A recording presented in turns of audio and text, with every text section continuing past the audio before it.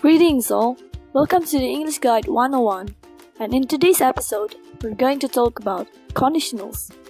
Without further ado, let's get onto it. First of all, what we got to know about is conditional tenses in general. Conditional tenses are used to speculate about what could happen, what might have happened, and what we wish would happen. For the structure, conditional sentences are made up of two clauses, an if clause and a main clause, that are closely related. To differentiate between these two clauses is easy. The clause containing the word if is referred as the if clause of the sentence. In many negative conditional sentences, if can be replaced with unless, which means the same as if not. Well, to not make it too confusing for now, we'll come back to that later. Here's a tip on how to use commas in conditional sentences. There's only two rules. Use a comma if the if clause is at the beginning of the sentence. For instance, if I go to London, I will visit the tower. Don't use a comma if the if clause is at the end of the sentence. For example, I will visit the tower if I go to London. Conditional sentences are often divided into several types, which are zero, first, second, and third conditionals. Let's have a quick look at zero conditionals. Zero conditional is used for when the time being referred to is now or always and the situation is real and possible. Or, in another word, zero conditional is used to talk about general truth, scientific facts, habits, and also often used to give instructions. The formula is if plus simple present for the if clause and also simple present for the main clause. Here's a simple understanding on how zero conditionals work. If this thing happens, that thing happens. Got it? Let's see some of the examples. If you heat ice, it melts. This is a true and scientific fact. Therefore, we use zero conditional.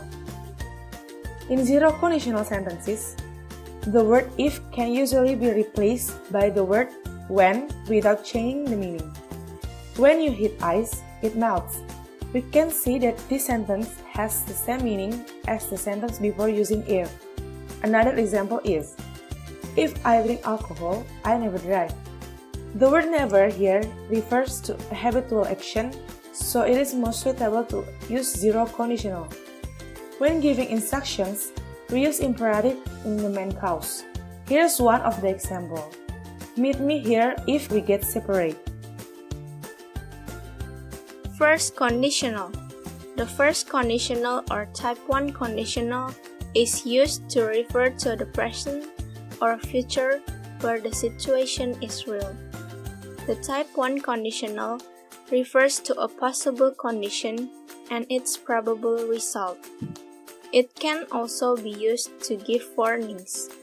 In these sentences, the if clause is in the simple present and the main clause is in the simple future. Here's the examples. You will miss the bus if you don't hurry.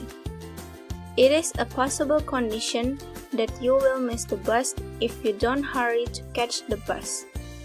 If you don't drop the gun, I will shoot. This is an example of a first conditional usage on warning. Second conditional. Second conditional or the type 2 conditional is used to refer to a time that is now or any time and a situation that is unreal. These sentences are not based on fact, more like our imagination, which is probably not going to be true, or something in the present which is impossible. To form a second conditional sentence, the if clause should use simple past following if. Then, verb plus infinitive for the main clause.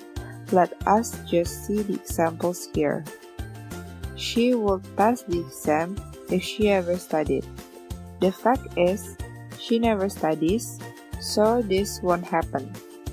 If I were you, I wouldn't bet him. The usage of were here is more appropriate to use instead of was, because this is an imagination that won't happen, as I am, not you. created using Powtoon.